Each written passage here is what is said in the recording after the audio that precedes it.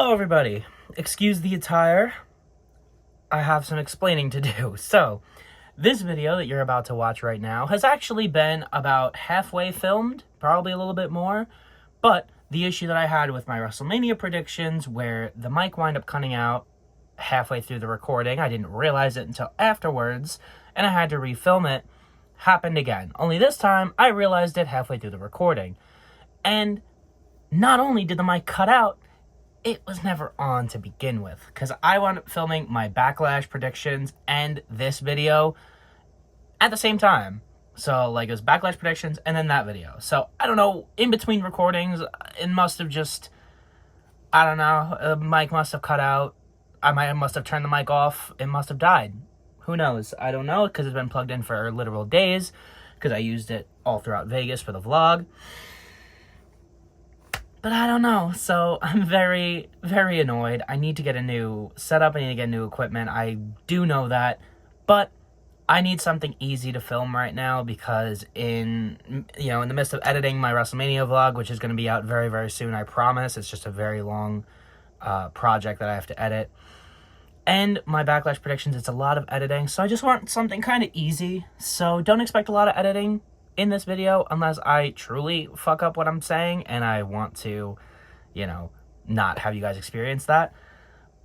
But other than that, don't expect a lot of editing, so you guys will get to see how long it takes me and how painful it is to record these videos with the way I talk. So, you guys are going to get to experience that firsthand. If you guys like this format, please let me know. And yes, I said when I first started the video, I said, please excuse my attires because I gave up with that video. But I'm like, you know what? No, I'm going to soldier on. I'm going to push through. And I wound up changing. I changed into pajamas and everything. And then I realized, let's actually get this done because I want to have this video out. So, apologize for that. And I apologize for no mic because I don't want to have to fucking deal with that in this video. So, I got to figure out what's going on. I literally have a mic. I'm going to move you guys. I literally have a mic right here, but with the way I record, I don't know how to set it up. I don't know how to get it working, hang on, I'm trying to pull this up on my watch so I can actually see if you guys are seeing me properly. So I don't know how well you guys are able to just see that, but that's the mic I have. It's right there, and I don't know how to hook that because it hooks up into my laptop. It doesn't hook up into my phone, and I record on my phone. I don't have an actual webcam. I don't have any equipment. I'm rambling a lot. I'm so sorry. I don't want to take up any more of your time. So, the point of this video is my WrestleMania 41 recap video. I was at WrestleMania 41, if you guys haven't known already, even though I've talked about it a lot, posted about it a lot, and I literally just mentioned how I'm making a vlog about it. So, I was there. I had an amazing time. But what did I think of the actual show? That's what we're here to find out. That's what I'm here to dive into with you guys today. I realized that this might be a bit late, but this is really the only time that I've had to film this video. So, basically, what I'm going to be going into is I have my own WrestleMania predictions up here. I'm going to go through them. I'm going to see which one was right, which one was wrong, what I liked about the match, what I liked about the whole event, and what I liked about the winner, what I liked about, basically what my thoughts on everything. I'm just going to recap the whole thing and how it was like being there live. Now, before I get into the first match, I do want to warn you guys, I had a great time. And I'm saying that in the way that I am because a lot of people did not like this show as a whole. A lot of people didn't like night 1, a lot of people didn't like night 2, a lot of people didn't like the main event, a lot of people just didn't like the show. I am not necessarily not one of them, but since I was there, my opinions are heavily biased. My opinions are heavily swayed just because I enjoy being there. I had a great time experiencing it live. So a lot of my opinions on the matches that actually happened and everything that went down at the show will be swayed in that way. I'm going to try and be as objective and as unbiased as possible. But, I had a good time watching wrestling. What can I say? So, without any further ado, WrestleMania Saturday. I predicted that the opening match was going to be Gunther versus Jey Uso for the World Heavyweight Championship. That was correct, and the winner was correct as well. I predicted that Jey Uso was going to win the World Heavyweight Championship. I know a lot of people didn't like this match. A lot of people didn't like the fact that Jey Uso was going to win the world title. A lot of people didn't like the fact that Jey Uso tapped out Gunther. I'm kind of 50-50 because I like Jey Uso. What can I say? I like Jey Uso. I don't think he's as bad as a lot of people are saying. I think he could definitely be better, but I like him. I really do. And I obviously love Gunther. I think he can get a good match out of a fucking bucket on a broomstick. So that wasn't the issue. It was just, this match was fine. In my opinion, it was all right. I wanted it to be better, but it was fine. I had a great time in the stadium. If I don't put up videos, if I don't decide to edit this at all, if I don't put up any videos that I took, you guys are going to see them in the vlog regardless. But had a great time with his entrance, had a great time watching the match.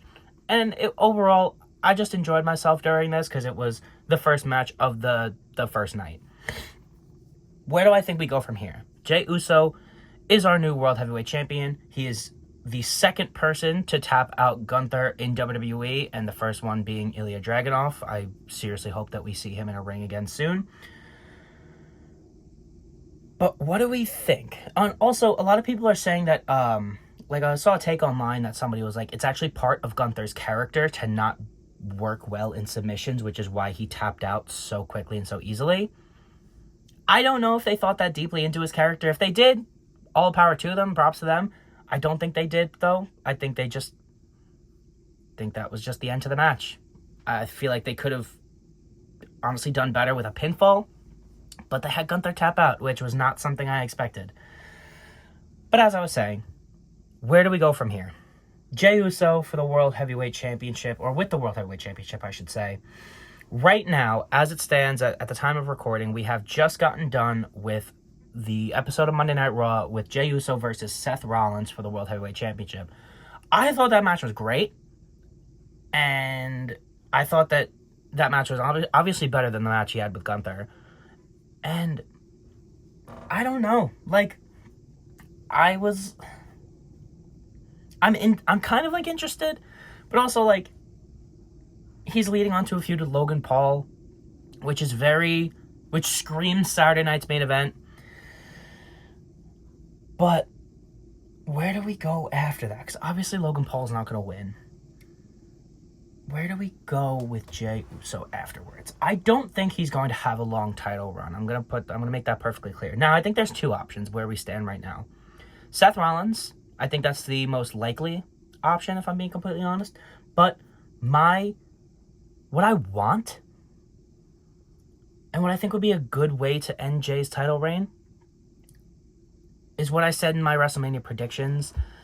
I still do think it's possible we could get Drew McIntyre dethroning Jey Uso if he just gets traded to Raw. I don't know if the draft is still up in the air. I don't know if that's still happening. But if that is, that's a great way. Trade Drew over to Raw. Have him go into a feud with Jey Uso. Maybe SummerSlam. Drew wins the World Heavyweight Championship and finally gets what he's earned, and that's a world title run in front of fans.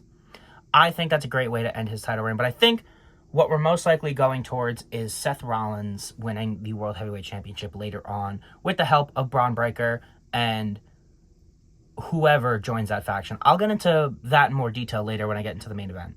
But yeah, so I did like the match. I thought it could have been better, but also, when I first walked into the stadium, I checked my brain at the door because the build to this show wasn't great in some aspects. So I checked my brain at the door, and I'm like, I'm just going to enjoy it for what it is, which is why I'm so positive. It's why I just had a good time when I was there. So, Jey Uso's our World Heavyweight Champion. And yeah, that's really all I have to say about that. I don't expect him to have a long reign, like I said. Match number 2, I predicted was going to be War Raiders versus New Day for the World Tag Team Championships, and I was correct. I was also correct with the outcome of the match, and that New Day was going to win. I just hit my charging cord. I am so sorry. I just don't have much to say about this match at all. It was a glorified Raw match. It should have been on Raw, especially after that fantastic TLC match that Street Profits DIY and Motor City Machine Guns had on SmackDown. Literally 6 days later. Why was this match on the card? No disrespect to Eric, no disrespect to Ivar, no disrespect to Kofi, no disrespect to Xavier at all. I love all 4 of them. I think all 4 of them are amazing talents and deserve to be on a WrestleMania card. But in comparison to what was going on SmackDown and the story leading into this match, I'm sorry. I don't think it should have been on the card, and I know a lot of people agree with me. And New Day won. Where do we go from here? Couldn't tell you. I seriously couldn't tell you. Because the SmackDown Tag Division is a million times better than this is. I don't really know what we got going on over here. I truly do hope we get some sort of Big E involvement at some point. I thought we were going to get some kind of Big E involvement now. Or at WrestleMania, I should say. Because I was like, that's the only justifiable reason for this to be on the card. But no, they just won, and that was it. And another gripe I had with this show is it was match, done. No promos, apart from the promos to announce the attendance. That was it. No backstage promos, no interviews, or anything like that. No celebrity involvement? No celebrity involvement at all. I don't count Logan Paul. I don't count the showing the people sitting there, like sitting in the crowd, like the celebrities. Nothing. It was just match, promo for the attendance, match, end. I also don't count video packages in that. But, I mean, I guess you can make the argument they had a really long pre-show, so they kind of got all that out of the way to begin with, like, with that. But I don't know, I'm just like, I'm used to there being a little bit more at WrestleMania. But also, I don't really remember there being that much at Mania last year either, so I don't know. Maybe I'm just talking on my ass. Anyway, the next match. Match number 3, I predicted was going to be Jade Cargill versus Naomi, and I was correct. Not only with the match placement, but with the outcome as well. Jade Cargill did defeat Naomi in what I thought was a pretty good match, if I'm being completely honest. Like I said in my predictions, love both of these ladies. I knew the match was going to be great. But if I'm being completely honest, I feel like Naomi could have benefited a little bit more from the win. I mean, in the spot that she's at right now, it doesn't seem like she's moving down the card, which is great. But I just feel like Jade was there was never any doubt that she was going to move down the card. Or wasn't going to move down the card. Like, she was always going to stay in the spot, win or lose. Like, the spot that she's in, win or lose. But a lot of people think, Naomi could move down the card, or a loss in this aspect could cost her. Could cost her that spot. Could cost her the momentum that she's gained with this heel run so far. And right now it doesn't look like that's the case, which is really nice. But I just still feel like that Naomi could have benefited a little bit more from this win. But it's Jade Cargill. I love Jade Cargill. I think she's great. I think Naomi's great as well. I love their entrances as well. I don't really like Naomi's music, if I'm being completely honest. But it's Def Rebel, and it's fucking generic. So, I mean, I don't know what you expected. But, I don't know. Maybe I need to hear it more. But whatever. I thought the match was good. I had a great time watching it. And that's really all I have to say. It wasn't a nothing match, because it did have meaning behind it. It did have build to it. But, there was no stakes to it. There wasn't really anything more to this than what it was. So, that's really all I have to say on that. Next match was LA Knight versus Jacob Fatu for the United States Championship, which I did get right with the placement, and I got right with the outcome as well. I said Jacob Fatu was going to beat LA Knight for the U.S. title. And honestly, not counting the main event, my match of the night. I thought that these two did absolutely amazing. I thought these two showed up and showed out in this match. The spot where LA Knight catches Jacob in the BFT from the moonsault was my spot of the night until the main event. I popped so hard for that. I did not even think they would be able to pull that off, let alone even think of it. I didn't know they'd be able to think of it, let alone pull it off. But yeah, I've never seen either of them pull out a spot like that. I mean, I'm I'm going to be honest, I haven't watched Jacob Fatu in MLW or before he got to WWE. I only saw the clips. But from when he got to WWE, I haven't seen him do any kind of spot like that. Same thing with LA Knight. So I was really blown away by that. I thought it was amazing how they landed it so perfectly. I could go on a whole rant about how much I love this spot. But, so that was that. Jacob did win. I thought the match was great. I don't get what people, like, I don't get why people don't like or didn't like this match as much as I do, because I thought it was great. But, yeah, well, I mean, everyone has their own opinions, and some people just didn't like this show as a whole, which I get, but, you know, like I said, check your brain at the door. Beggars can't be choosers. We're getting what we're getting this. So, like, for what it was, this match was great. The show was good. And, yeah, so moving on after that. So, oh, sorry, where do we go from here? Right now, we're on the road to Backlash, which we have a United States Championship Fatal 4-Way with Fatu and Knight and Damian Priest and Drew McIntyre, which I'll get into their match later. But go watch my Backlash predictions for my prediction on that. I think, I'll sum it up a little bit right now, but Jacob Fatu is going to win in the Fatal 4-Way. I think that's going to cement LA Knight as no longer part of the U.S. title division. He's going to move on to Money in the Bank. And if I'm being completely honest, put Damian in that spot. Put Damian in that spot, and then we have, maybe at Money in the Bank, Damian Priest versus Jacob Fatu for the U.S. title. And then Drew McIntyre gets traded to Raw to finish, to finish what I was saying before with the Drew McIntyre and Jey Uso feud, where I think Drew should dethrone Jey. I think that's how you make that happen. I don't know where we get to that point. I don't know how we get to that point with the trade if the draft isn't happening. I don't know. Maybe you have a Jacob Fatu, Drew McIntyre U.S. title match in there somewhere before he gets traded. But ultimately, what I think they should do, LA Knight moves to Money in the Bank, whether he wins or not, I don't know. Jacob Fatu versus Damian Priest, that's your main U.S. title feud, and then you have Drew McIntyre traded to Raw to feud with Jey Uso. In that, though, where does Seth Rollins go? Because obviously, his whole act is a main event act. So what do you do in that instance? Because if Drew wins, you can't have Drew and Seth fight again because they're heels. That's something to think about. That's something I'll have to dive deeper into. But for right now, I'm still hoping that that's the case. But now that Seth is kind of you can't really do Seth Punk again, no? I don't think that's the move, if I'm being completely honest. What if they do have a draft and then they switch Punk and Drew? You get Punk on SmackDown feuding with Cena for the WWE title, Drew on Raw feuding with Jey for the world title. I don't know what we do there. I truly don't. If you guys want to see a video where I dive deeper into that, let me know. But yeah, so match number 5 I predicted was going to be Rey Mysterio versus El Grande Americano, and I predicted that Rey Mysterio was going to win. I was correct with the placement of the match. I was incorrect with the outcome, not only in the fact that I was incorrect with the winner, but Rey Mysterio wasn't in the match at all because he did get injured literally the night before on SmackDown, which speedy recovery to Rey Mysterio.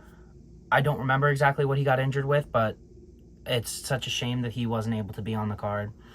But he was replaced with Rey Fenix, which I thought it was amazing because Rey Fenix just debuted and he already gets a Mania match, a singles match.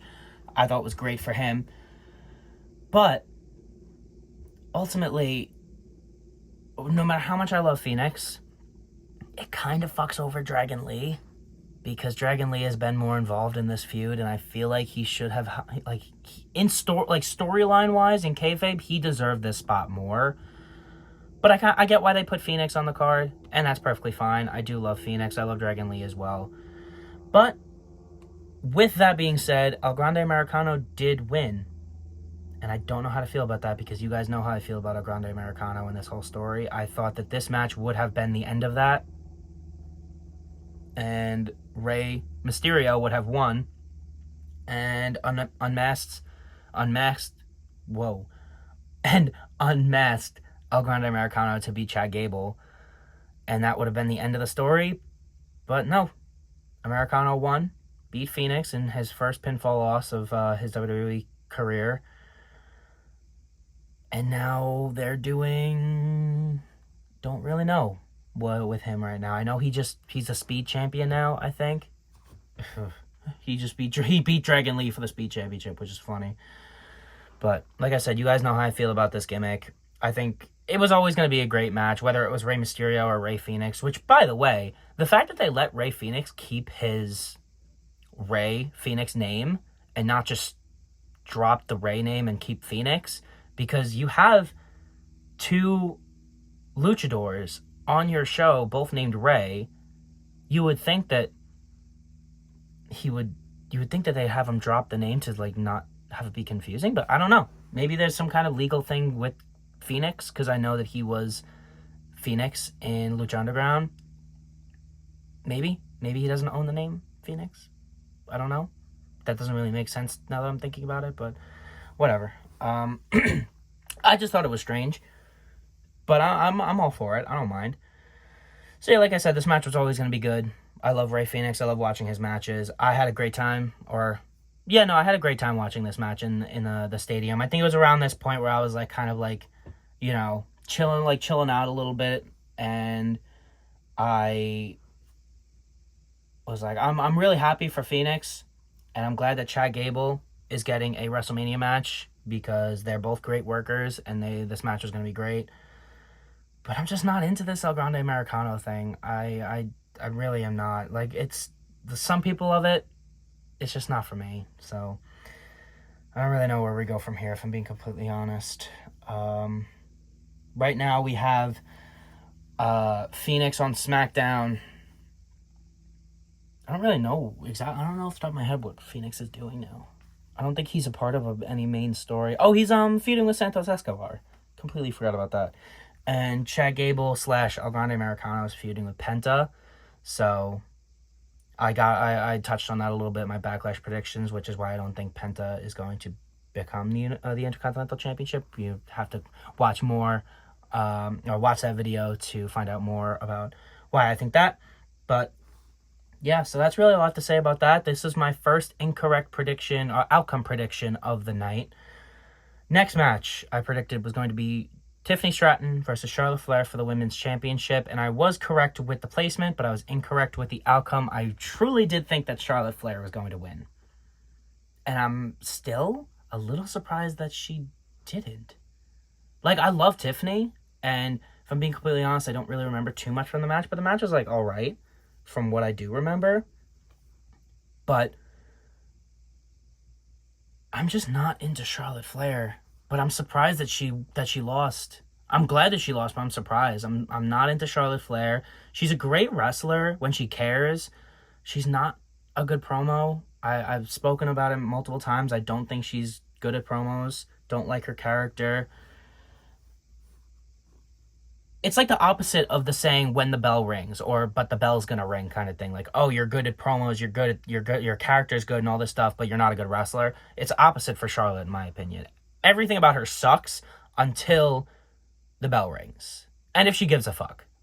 That's because you can obviously tell she's one of the few wrestlers I guess you can kind of tell when anybody doesn't care. Well, I don't know. But she is one of the people where you can truly tell when she doesn't care and she doesn't want to put you over. So I was confident in the fact that they were just going to keep racking up these title wins so that she sets that record for the women at like fucking 30-something title wins or whatever by the time her career is over. But no, she lost. And Tiffany's now moving on to, I'm guessing, fighting Nia at Saturday night's main event. Or fighting Naomi. Or one of the two. Again, truly surprised. Where does Charlotte Flair go from here? Now, since I said that I filmed this already once before. I made this realization in that video, so I'm going to reiterate it now. It was just funny in the other recording, which if I have it, I'll put it up now. There's just no audio. I realized this in that recording. Put Charlotte Flair in the U.S. title division and have Zelina Vega versus Charlotte Flair for the United States Championship. Now, I'm going to reiterate. I don't want that to happen, but she's going to win both mid-card belts regardless. And you have Becky in the IC title feud on Raw. Fuck it. Throw Charlotte into the U.S. title feud. Now, if I'm right, you're going to come back to this video and you're going to comment, Mike, you're so right. Oh my God, I love your videos. Oh my God. Like, yeah, no, with all jokes aside, I'm trying to think where we go from here. And you know what? I don't hate it. I love Zelina Vega to death, and I'm so happy that she won the U.S. title. But if I'm being completely honest, I can see Charlotte Flair coming back within the next couple of weeks, and then, Saturday night's main event is probably going to be, if it's even on the card, Zelina Vega versus Chelsea for like the rematch. But I'm thinking after that, we build up to Charlotte Flair versus Zelina Vega for the Women's United States Championship. I'm saying that a lot more seriously now than my other recording. My other recording, I was like dying laughing because I had just realized this.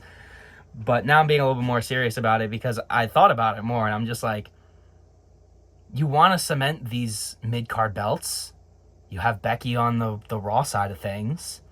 Throw Charlotte in on the SmackDown side of things. Why not? She either think it's a demotion, because that's probably what Charlotte Flair would think about something like that, or she would want to win it because it's something she's never done before. So she's the first ever woman to win 2 Royal Rumbles. So, we'll see how that goes. But yeah, Tiffany Stratton won. I was incorrect with my prediction, and I'm very happy that I was incorrect with my prediction. Now, for the main event of WrestleMania Saturday, we had Roman Reigns versus CM Punk versus Seth Rollins. This was already confirmed to be the main event, obviously, as we all know. But I predicted Seth Rollins was going to win. First, before I even get into the match, I want to talk about the entrances. So, the entrances were probably my highlight of the night. First, you get Seth Rollins, right? Comes out in all black with a flamethrower, shooting it around, lights go out, he changes it into an all-white attire, spotlight comes down on him. Beautiful entrance. Absolutely gorgeous entrance. Seeing that live was amazing. Then you get Roman Reigns. He walks out. New gear, by the way. It's not much of a change, but it's a change, and that's what we love.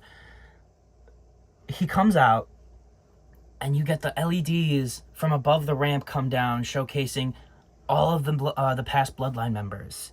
Amazing. I loved it. And, Roman Reigns' entrances, they're long, but they're a joy to watch sometimes. Then, now, I don't know if you can see, but I'm already getting goosebumps talking about it, because this was my highlight of the night. Genuinely, I'm not kidding. This was my highlight of the night. This video package for CM Punk was awesome. Absolutely amazing. I have no notes, no negative things to say about it. It was beautiful. But, not even a but. And to top it off, to make it all better, I haven't watched it back yet, but I don't know if the live feed picked it up. I don't think they did. But if you go online, you see videos of the live crowd watching this video package. And the fact that they used his old theme song, This Fire by Killswitch Engage, by the way, one of my favorite wrestling theme songs ever. They use that in this video package. Already 10 out of 10. But the live crowd starts singing along to this fire. And you guys are going to see this video that I took when I upload my vlog. But if I do decide to do some editing on this video, I'll put it up. I had just stopped recording, right? Because I was already struggling with my battery life on my phone. I didn't want it to die. So I was like, okay, let me stop recording. All of a sudden, my buddy taps me and he's like, are they singing along? And I listen and it gets louder. And it gets louder. And I'm like, oh my God, they're fucking singing along. So I pull my phone back out and I get just a little chunk of it at the end where they're all singing along to this fire. Goosebumps. Goosebumps is an understatement. It was beautiful. Excuse me. And then to top it all off, the Living Color live performance. Oh my God. Genuinely, it was my highlight of the night and one of my highlights of the weekend. Beautiful. And then to top it all off, the match after was brilliant. The match after was amazing. I loved it.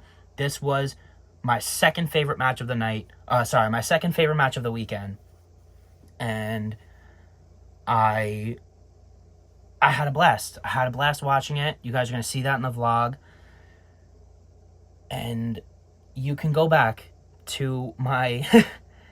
So, you can go back to my WrestleMania predictions and you can see where I said confidently, Paul Heyman is not going to turn on CM Punk and Roman Reigns and side with Seth Rollins.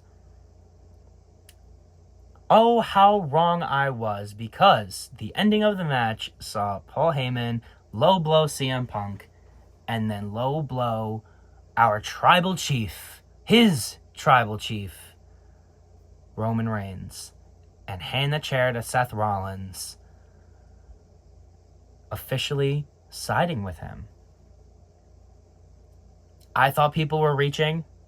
I thought people were just speculating. I didn't think it was possible, or I didn't think there was a storyline reason as to why that would happen.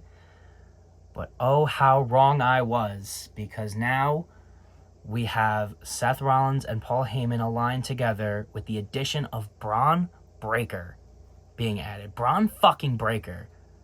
What a fucking trio. What an amazing trio that is. I don't know who we're going to add to that, but I can't wait to see. So, like I said earlier, I predicted Seth Rollins to win. I just thought it was going to be a Roman Reigns CM Punk little, they were too pissed at each other. It was a custody of the wise man type shit, and then Seth Rollins was going to swoop in and get the victory because they both were too distracted on each other. Seth Rollins did win. I did get that correct, but not for the reason that I said. So, to recap all of night one, to sum it up, I got all 7 match order. I got all 7 of the matches in correct order, but I was 5 for 7 with match predictions. I thought Rey Mysterio and I guess by association, Rey Fenix was going to beat El Grande Americano. That did not happen. And I thought Tiffany Stratton was going to lose the WWE Women's Championship to Charlotte Flair. That also did not happen. But overall, I thought it was pretty decent. I get the concern of it not feeling like WrestleMania. I guess I felt it. I felt the WrestleMania vibe because I was there, but I could understand how just sitting at home watching it, you don't feel like it's WrestleMania. I completely get it. So I get people's discrepancies with that, but I had a great time there. That's really all I have to say. That's really all that matters at the end of the day. I had a good time, and that's all that fucking matters. So, yeah. Night 2. This is the one where I didn't do as well. So for my opener, I predicted that the opening match was going to be the IC title fatal 4-way of Bron Breakker, PENTA, Finn Bálor, and Dominik Mysterio. It ultimately ended up being Io Sky versus Bianca Belair versus Rhea Ripley for the Women's World Championship. Looking back on it now, I have no fucking clue what I was thinking when I put this match as the opener, because it was so obvious that the women's world title triple threat was so much better as an opener, and I'm so glad they put it there, because this was my favorite match of the night, or not only of the night, but of the whole weekend. And I'm going to go as far as to say this was one of my favorite matches I've ever seen live. I think the scale of it right now, or like the ranking, in no particular order, Roman Cody, well, let me do in a particular order, actually. Roman Cody 2 at WrestleMania 40, I think that's kind of a foregone conclusion that's my number one, because it made me cry. But I love the match. I love everything about the match. I love that Cody won. I love that I was there. So I think that will stay at my number one, just overall. But in terms of the match itself, wrestling quality, and the talent between the people involved, this would be number one. This is for, like, purely just for match quality, this would be my number one. But it's number two overall as my favorite matches I've ever seen live. And then the third, I don't know how many of you guys know this, I was at AEW Dynamite in 2022, where it was the Owen Hart quarterfinals, I think, or like second round or something. I think it was the quarterfinals between Darby Allin and Jeff Hardy, where they made it a no DQ match, and then Darby Allin jumped off of the ladder that was in the ring onto the pile of chairs on the outside of the ring. That will always hold a special place in my heart, because not only is Jeff Hardy one of my favorite wrestlers of all time, not only is Darby Allin one of my favorite wrestlers not in WWE of all time, at least as of right now, and he's climbing Mount Everest right now. Godspeed to him. I swear to God, I hope he climbs that shit, you know? I hope he does. I don't really know what else to say, because I don't want to. I hope he. I wish him good luck. That's all I'm going to say. I wish him good luck. But seeing that match between basically older Jeff Hardy, obviously, and then like newer Jeff Hardy, if you want to call Darby Allin that. I mean, I don't really want to call Darby Allin that, because Darby Allin is just Darby Allin. There's not really he's not the second coming of anybody. He is just Darby fucking Allin. But seeing the match between those two being made a no disqualification match, and seeing the match itself, I loved it. And it was my first ever wrestling event ever going to live. That match will always hold a special place in my heart. So that's probably third on my list. But this match was fucking amazing. Io Sky versus Bianca Belair versus Rhea Ripley. For my prediction, however, I predicted that Bianca Belair was going to win and keep her streak alive. But no, she did not. Io Sky retained the Women's World Championship in quite the shocker. I won't lie. I did not think Io was going to retain, and I'm very happy she did. I didn't think she would. I thought they would have kept Bianca's streak going for a little bit more, but they did not. And I think Bianca was the one that got pinned, didn't she? I believe she did, off the over the moonsault. Yeah, I think she did. So they not only ended her streak, but she was the one that took the pin, because of course, like, why would Rhea Ripley take the pin? Like, I love Rhea, but like with her booking, like, she was not going to take the pin. If there was somebody else in that match to take the pin, it was going to be them, not her. But nothing against her. But yeah, amazing match. I think Meltzer rated it 5 stars. If I'm being completely honest, fuck David Meltzer. I don't give a shit about any of his opinions, but he was right about this one, so I'll give him that. So that was match number 1. Match number 2 was, I got these so wrong, so I'm going to have to go to the official website to see what the next match was. The Sin City Street Fight between Drew McIntyre and Damian Priest. Now, I did predict that Drew McIntyre was going to win. I don't really remember what more I said about this in my predictions. I believe I just said that this was going to be the start of Drew McIntyre's kind of like rebirth into like the world title division. Excuse me. And it would lead to the trade, the draft, or whatever. He gets traded to Raw and then dethrones Jey Uso. This was before the whole Seth Rollins thing started, so now I really don't know where I lie on that. I still do think it's a good story, but if that does happen, I don't know what we do with Seth in the meantime, and I feel like that's not something you can push off for that long. So, I don't know. But, match was good. I thought Damian Priest took a fucking sick bump through the tables on the outside.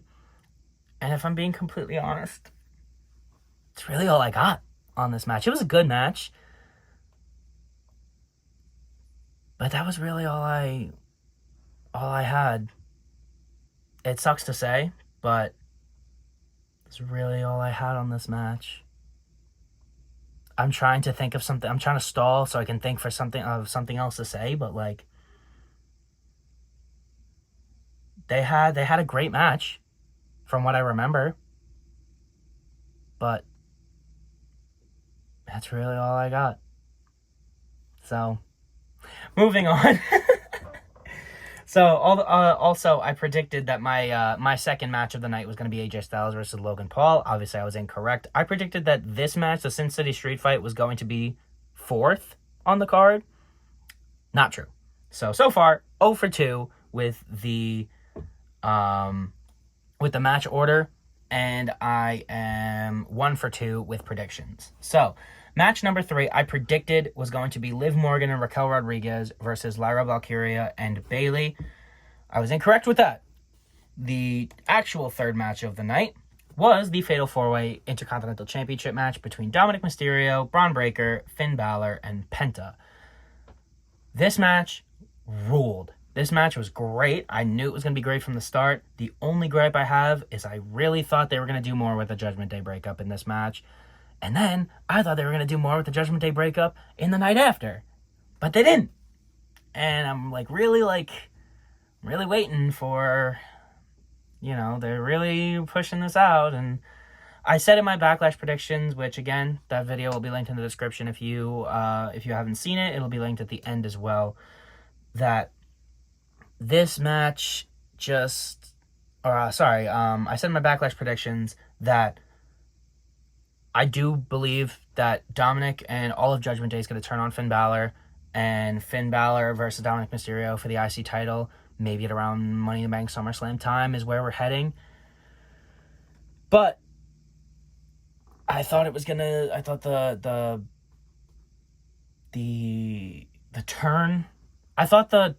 the turn happened in the match, if I'm being completely honest. I thought that Finn and Dom turning against each other in the match was that. I thought that was it, and then the Monday night on Raw, they were going to confirm that and kick Finn Bálor out of the Judgment Day. But nope. They're just keeping it going, so I'm really just waiting for that. But anyway, great match. I'm very happy that Dominik Mysterio won. Had a blast watching it in the theater.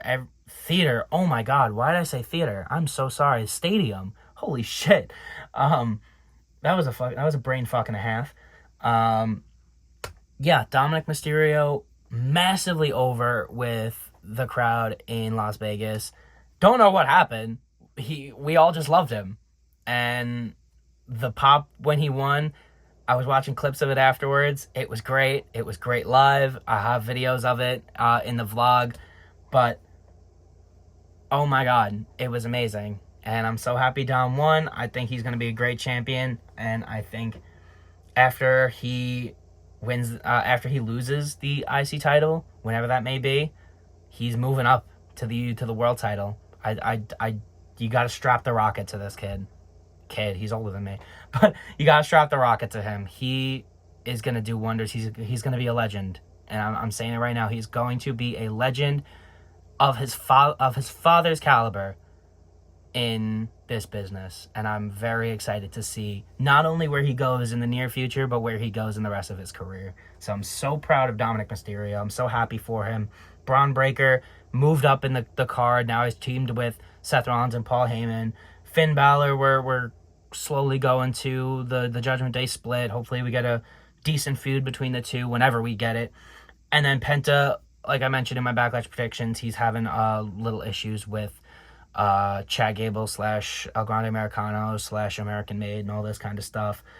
And hopefully very soon, especially if we have a draft coming, I don't know if that's still a thing, but especially if the draft is in our future, I think a Lucha Bros reunion in WWE is near, and I'm very excited for that. I would love to see Lucha Bros versus American Made. I think that would be amazing.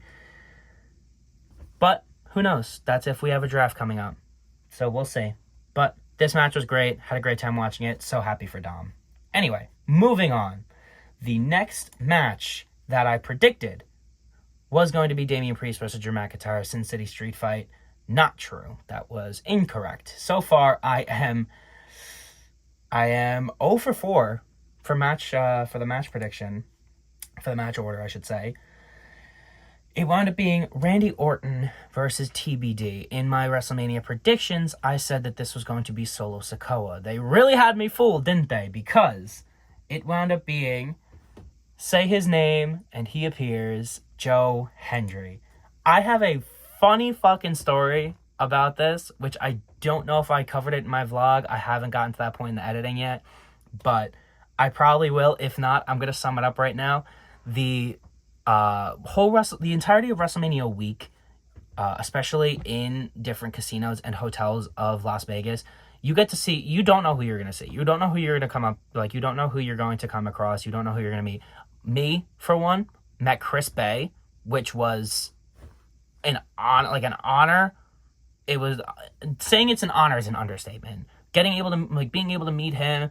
I met, just a bunch of other, I saw a bunch of other wrestlers, in the hotel that I was at, or in the hotel that we were at the time. My brother met Joe Hendry, and he sent me a picture. He's like, hey, I just met Joe Hendry. I was like, that's fucking awesome. And, you know, did you say his name? All that stuff. We were joking about it. Come this night when we meet up to go to Mania, he tells me, he's like, oh yeah, when I met Joe Hendry, I asked him, I was like, are you going to be Randy Orton's opponent? And he said, oh yeah, just don't tell anybody. So I look at him and I'm just like, no, you're joking.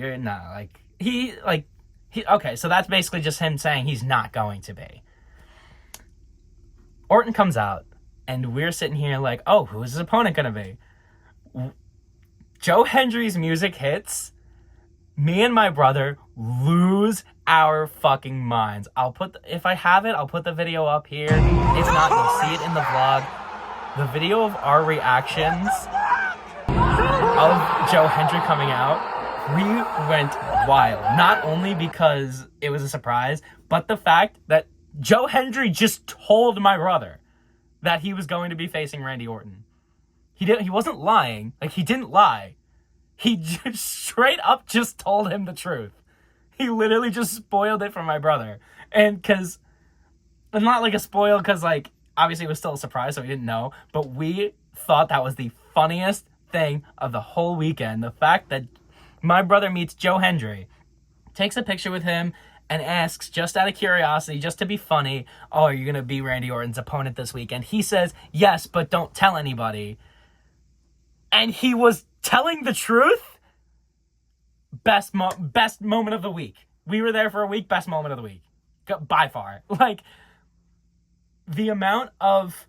This was the start of me, my brother, and our friends that we were there with finding everything funny. So I'm going to preface this and say, for the next couple of matches, don't expect a lot from me in terms of explaining how, or describing my thoughts on the actual match, because we were not paying attention. We were just dying laughing at fucking everything. We were making jokes with each other. We were just having a great time. So, wound up being Joe Hendry. And he told my brother, and he was telling the truth. So that just baffled us. We thought it was the best. So, Joe Hendry, thank you for that moment. It was amazing. Match was short. If I'm being honest, I just mentioned, don't really remember that much of it because we were still just baffled that just happened. But I thought it was going to be Solo. I really thought that's what they were building to, but it wound up being a swerve for the TNA World Champ. Which, by the way, the TNA World Heavyweight Championship. Excuse me. By the way, the TNA World Heavyweight Championship being on WrestleMania is insane. I think that's great for TNA. I think that's great for WWE. I think that's great for all involved. But match was short. I love the bit where Joe Hendry does his little spin around, and then he gets RKO'd, and then I think that was actually the finish of the match, And then Orton gets up and then does that and then does his pose. I thought that was great. But like I said, there was nothing to the match. It was, honestly pretty meaningless because at the end of the day, right, it's Joe Hendry versus Randy Orton. You're not going to get a 5-star classic out of that. If they got time, it would be a good match. But for what it was like 5 minutes, and it was for the surprise of Joe Hendry being there. It wasn't for the match. And it was to get Randy Orton on the card. So I just hope Kevin Owens has a speedy recovery as well. And I know that match would have been great if it was to actually have happened. But obviously it didn't, and it is what it is. I just hope Kevin Owens has a speedy recovery, like I said. So, the penultimate match of... Sorry. No, I was looking at my predictions. Sorry. So, the next match, I predicted... This would have been Randy Orton versus TBD, Joe Hendry, Solo Sikoa, whatever you want to say, for my predictions. But it wound up being Logan Paul versus AJ Styles. So, by the way, Randy Orton did win. I don't remember if I mentioned that, and I did predict Randy Orton to win. So, right now, as it stands, I predicted Dominik Mysterio would win the IC title, which I actually don't remember if I mentioned that when I was talking about that match. But I am 1, 2, 3 for 4. Yeah, I'm 3 for 4 right now when it comes to match predictions. And when it comes to the match order, I haven't gotten a single one right. And that doesn't change for the entire night apart from the main event. So I'm just going to put that out there. So for match number 5, I had predicted this to be Randy Orton versus TBD.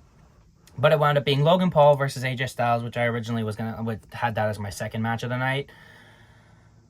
Like I mentioned, this was a crazy point in the night for us, so I don't really remember too much of this match. I don't remember it being that good, which, poor AJ Styles, he has, the worst WrestleMania, or not even the worst, but, the weirdest WrestleMania track record.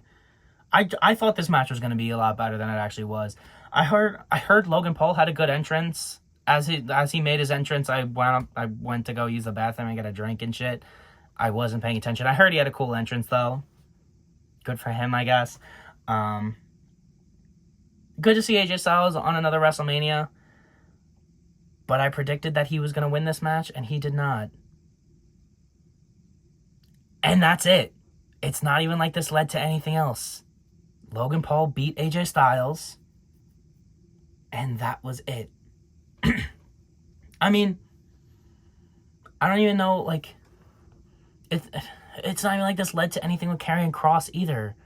Because he's still more focused on Sami Zayn, I think. I don't know, I don't remember if he said anything to AJ Styles post-Mania. Maybe he did, maybe I'm misremembering that. But, yeah, Logan Paul beat AJ Styles, and that's that. Now he's feuding with Jey Uso for the world title. AJ Styles mentioned to Dom how he wants to fight the winner of him versus Penta at Backlash. So, yeah. Nothing to this match. Genuinely nothing. It was a fine match from what I remember. I haven't watched it back yet. I probably should have done that before I made this video, but oh well. We're already too far into it. So, yeah. That's really all I have to say on that. The next match I predicted was going to be... This is the penultimate match of the night. I predicted that it was going to be the Women's World Title Fatal 4-Way... Triple Threat, sorry. But it wound up being the Women's Tag Title match between Liv Morgan and Raquel Rodriguez, who were my predictions to win, versus Lyra, Valkyria, and Bayley. Bayley wound up getting taken out earlier in the night. The night before, I think. She wound up getting taken out. Couldn't wrestle. That's what I was trying to think. And we were trying to think who's going to be Bayley's replacement. I say to my buddy, we were thinking, I don't remember who we were thinking, but I turned to him like that night or the night before this when it first got revealed that Bayley was not clear to compete.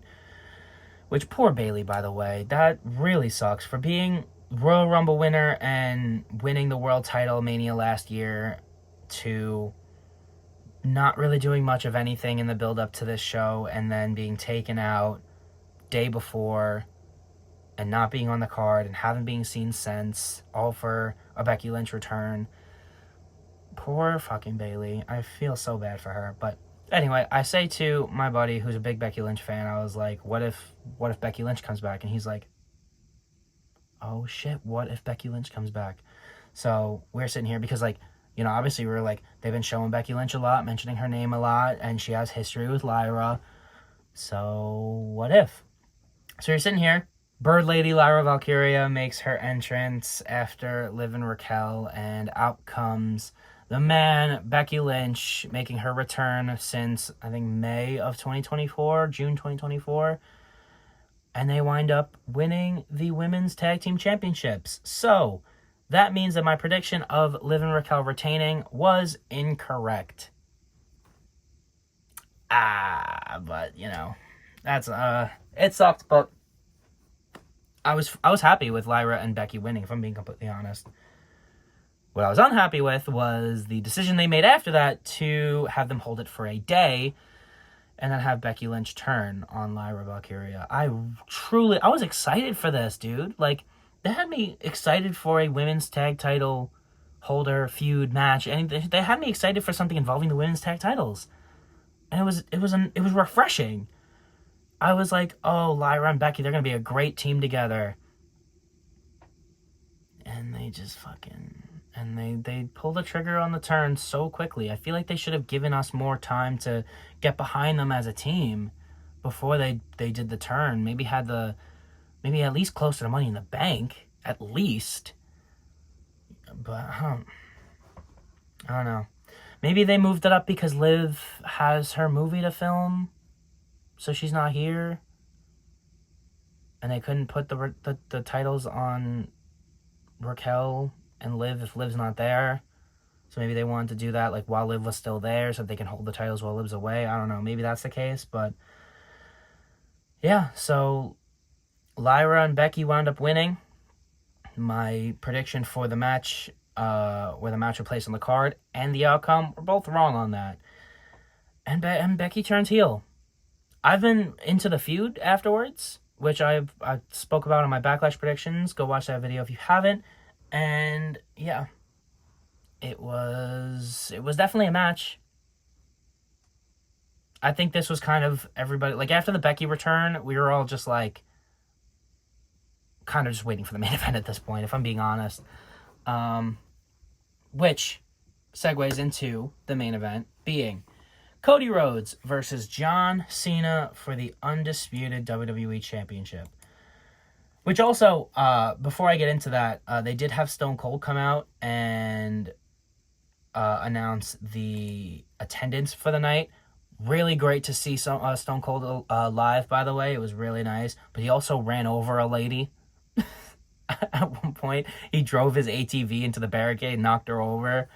That was hilarious. I won't lie. It's like fucked up. Like, I hope the lady was okay. I think she was, but like, it's kind of funny. Like, and also the way that it happened. Like, he stopped and then like kept going. Like, it was like, I hope the lady was okay. I hope, honestly, she probably got lucky out of that too. She probably got like, I really don't know what she could have gotten out of that, like front row tickets to another event, or maybe her tickets refunded and she got the money back or something like that. But I know that WWE doesn't fuck around when it comes to stuff like that. So, I don't know. Now, the main event. Cody Rhodes versus John Cena for the undisputed WWE title. Remember what I said earlier in the video where I said my opinions are swayed because I was there in person, and a lot of people didn't like a lot of the things that happened on this show. That still holds true to this, if I'm being completely honest. I haven't watched it back yet, but I liked it. From being there live, I liked it. Being able to see John Cena in his last WrestleMania was enough of a was enough of a moment for me that, like, if I'm being completely honest, and obviously I love Cody Rhodes. Seeing him again was great in another WrestleMania setting. It was great. After that, that was kind of enough for me to enjoy it. And I knew, like I said, I checked my brain at the door. I knew that this match wasn't going to be, Roman Cody from last year. I knew it wasn't going to be that good because, not necessarily saying John Cena is not a good wrestler, because I do think he's a good wrestler, but even in his retirement tour, I don't think he's going to go all out. I don't think he's going to go crazy and put on 5-star matches and all that kind of stuff. So that was kind of my gripe going into it. I already knew that this match would probably be like a 3-star match at best. But just the moment of not only being able to witness John Cena's last WrestleMania, but getting to witness John Cena winning his 17th world title and breaking the record. You'll see in the vlog that I made, that did make me cry. So this was the second WrestleMania in a row that I've been to, and the second WrestleMania in a row where the main event has made me cry. I've been a John Cena kid since day one. He got me into wrestling in 2010, and getting to see him win his 17th world title, even as a heel, was an amazing moment for me. And you could even see as he was walking away, and even as he was even after he won, he's trying so hard to be a heel. But you can see there's little moments where that smile cracks out. And you can see that he is happy. And I'm very happy for him, and I'm glad that he was able to win his 17th world title. Again, even as a heel, I'm still happy. I'm still happy that he won. And I love Cody Rhodes, but it was the right thing to do. With all that out of the way, though, let's get into the negatives. So, like I mentioned, this match wasn't that good. It wasn't. Seeing John Cena work as a heel is just already was a weird thing to see, because he's never, or at least not in 20 years, he hasn't worked as a heel. So instead of being the one in Cody's position, being worked over while the heel walks around and shouts at the crowd and taunts and all this stuff, tries to get the heel heat on him, now he's in that position. So even just seeing that was weird enough. And the match goes on. It builds a pretty basic format. It's heel works over face, face gets some offense in, and it builds to the third act of the match and all that stuff. Then you get Travis Scott.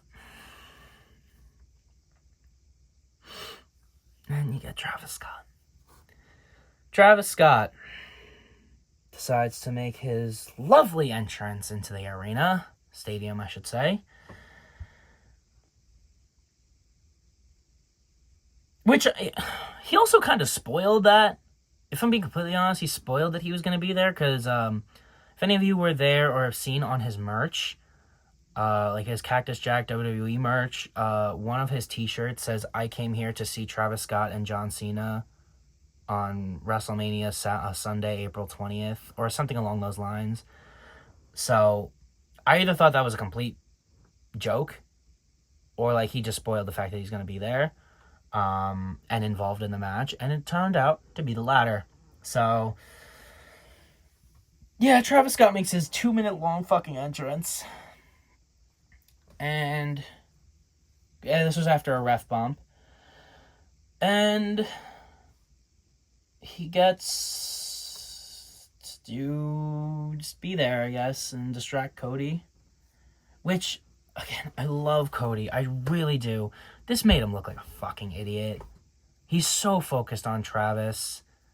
And then he has the opportunity to hit Cena with the belt, and he doesn't do it. I get you're a face and everything, but literally the odds are against you. Ref is down. No one's going to look at you differently if you fucking do it. Cena has been, he's obviously has no problem doing this kind of thing, so you have him in that position. I know a lot of baby faces are like this. It's kind of annoying in my opinion. But Cena's like sitting there, he's like begging for him not to do it, and then he's, Cody's like showing mercy, and then he doesn't do it, and then Cena kicks him in the dick, like made him look like an idiot. I love Cody to death, but it really didn't make him look very smart. And then Cena just cracks him over the dome with the belt, and the ref wakes up, and then Cena wins. If you take out the whole match, it was a good moment for Cena to win his 17th world title. I don't like how the crowd's turned on Cody. Like, I really hope that's not a constant, like when he comes back. Really hope that's not the case.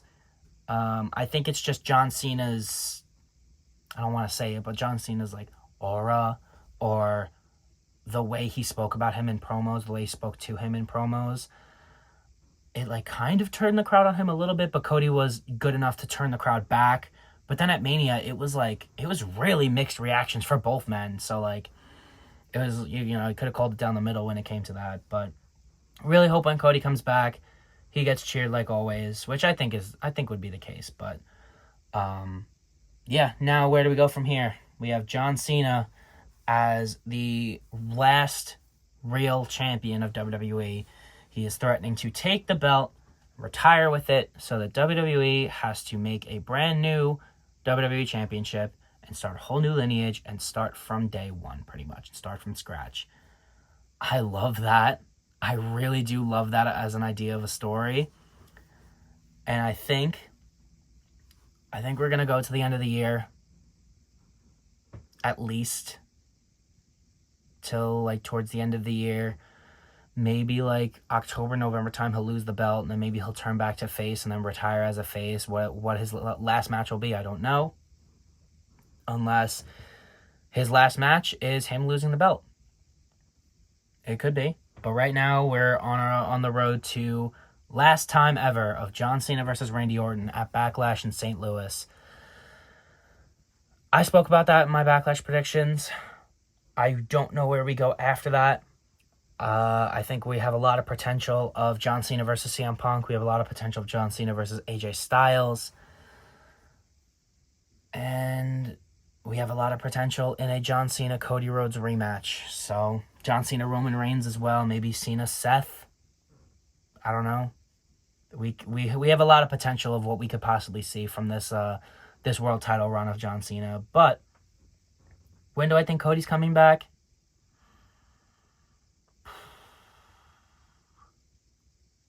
Around SummerSlam, maybe a little bit before, so we have a SummerSlam match confirmed for him. But probably Money in the Bank is like the earliest he's coming back, in my opinion. Maybe like a couple weeks after. And then what do we do? I don't know what we do. I think the only two options there are for somebody to dethrone Cena is Cody winning it back, or CM Punk. I think I would be fine with either one. So, ultimately, the match was not good. I had a great time in the watching it, though. I did cry. I said Cody is forever going to be one of my favorites. And Cena is always going to be the GOAT. And seeing him with that belt just makes me happy. I don't know why, but it really just does. He will always be my GOAT as well. So, with all of that being said, that is my recap of WrestleMania 41. What did you guys think of the show? Please let me know down in the comments. If you liked the video, please leave me a like. And if you want to see more from me, please give me a subscribe if you haven't already. I truly do appreciate you guys watching this video. I have a lot more in store for you guys as the summer rolls on. And yeah, like I said, I hope you guys enjoyed the show. My WrestleMania vlog will be out within the next coming weeks. Like I said, it's a lot to edit, so please bear with me with that, but I promise it'll be worth your time. It's one of the biggest projects I've worked on for this channel, I think, ever. Not counting the Truth of Lunas Honest reenactment, which if you guys haven't seen that video, by the way, you should. That's probably my proudest thing I've ever worked on, ever. Not even just on this channel, but ever. Yeah, so that'll be out very soon. My Backlash predictions are already up. And yeah, you guys are going to see a lot more of me over the next coming weeks and the next coming months. So I really hope you're excited for that. And without any further ado, I bid you all goodbye. Mwah! And good night. Bang.